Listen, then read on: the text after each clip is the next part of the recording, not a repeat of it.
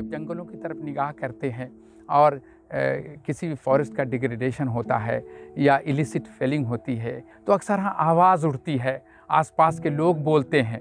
लेकिन अगर वेटलैंड में ऐसी दिक्कतें आती हैं तो अधिकतर हम चुप रह जाते हैं, क्योंकि शायद हमारी अंडरस्टैंडिंग वेटलैंड के लिए ऐसी बन नहीं पाई।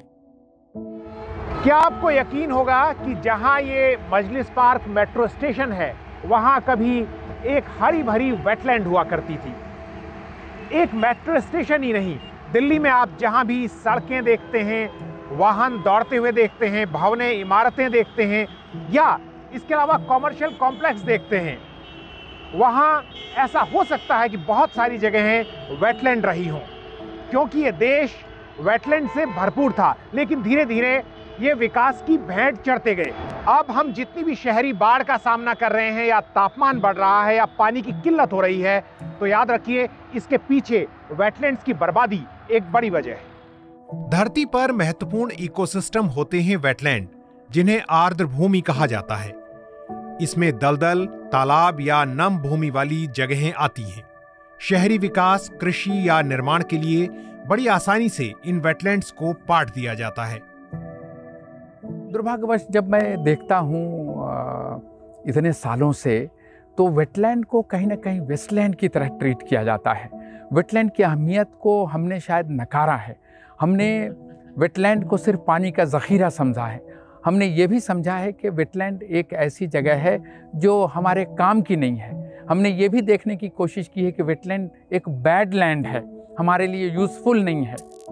भारत में आज 7.5 लाख छोटे बड़े वेटलैंड हैं। करीब 2.25 लाख वेटलैंड ऐसे हैं जिनका क्षेत्रफल 2 हेक्टेयर से अधिक है। इनमें करीब 60,000 वेटलैंड ही संरक्षित वन क्षेत्र में हैं।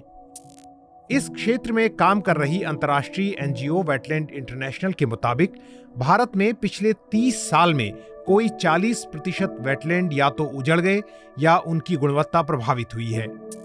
फिर भी कुछ जगह वेटलैंड को बचाने और पुनर्जीवित करने की कोशिशें हुई हैं। इनमें से एक है दिल्ली विकास प्राधिकरण का ये यमुना बायोडायवर्सिटी पार्क। ये एक वेटलैंड है जिसको हम लोगों ने 2004-05 में रिस्टोर किया है। और यहाँ पर आप देखें, ये सिर्फ पानी का ज़ख़ीरा नहीं है, बल्कि इसके चारों तरफ इसके जो पौधे होने चाहिए वो सारे पौधे चारों तरफ हैं। ख़ास करके अगर इस घास को देखें, इसको फ्रेगमाइटिस कहते हैं, नर्सल भी कहते हैं। बचपन में इससे कलम बनाते थे। ये पानी है, इसमें विदेशी मेहमान बैठे हैं। वेटलैंड सिर्फ पानी का जमाव या तालाब भर नहीं होते, ये चिड़ियों, मछलियों और स्तनधारियों समेत जंतुओं और वनस्पतियों का एक स्वस्थ इकोसिस्टम होता है, जहां प्रचुर मात्रा में भोजन और बसेरा उपलब्ध होता है।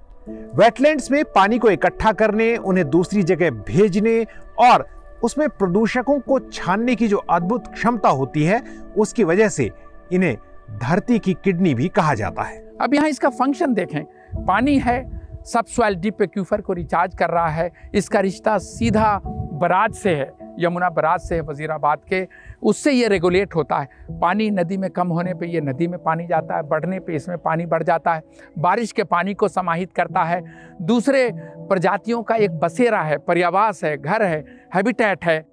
पूरी दुनिया में विशेष महत्व के वेटलैंड्स को संरक्षित करने के लिए 1970 के दशक में एक अंतर्राष्ट्रीय संधि हुई, जिसे रामसर कन्वेंशन कहा जाता है। भारत में इस संधि के तहत अब तक 75 वेटलैंड्स संरक्षित थी, जिनकी संख्या इस साल वर्ल्ड वेटलैंड्स डे में बढ़कर 80 हो गई है। हालांकि सरकार रामसर वेटलैंड्स के अलावा बाकी आर्द्र भूमियों को बचाने की बात भी कर रही है, लेकिन इन वेटलैंड्स पर खतरा बढ़ता जा रहा है। दिल्ली का जहांगीरपुरी और रिंग रोड से लगा इलाका इसकी एक जीवंत मिसाल है।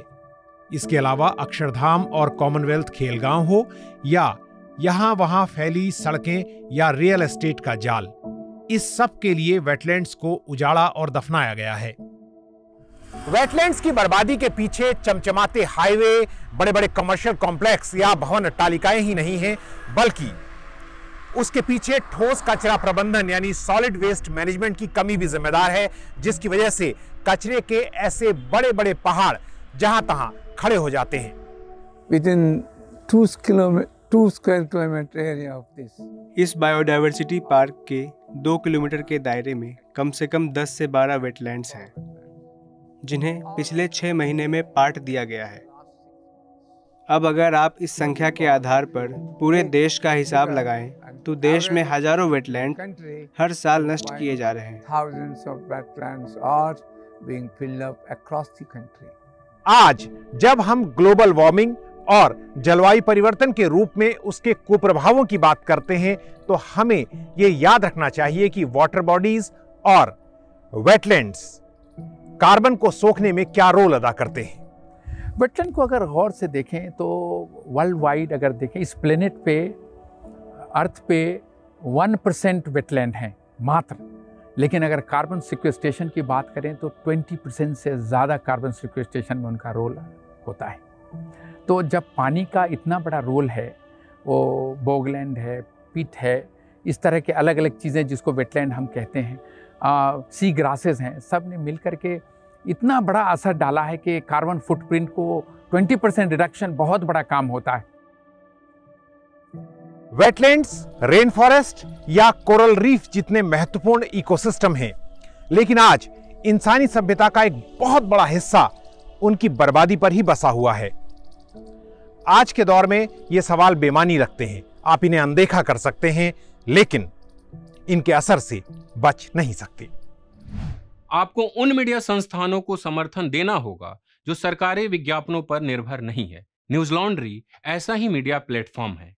हम किसी से विज्ञापन नहीं लेते। न्यूज लॉन्ड्री को सब्सक्राइब करने के लिए newslaundry.com/subscription पर जाएं और अपने मन मुताबिक राशि चुनें। न्यूज लॉन्ड्री को सब्सक्राइब करें और गर्व से कहें, मेरे खर्च पर आजाद हैं खबरें।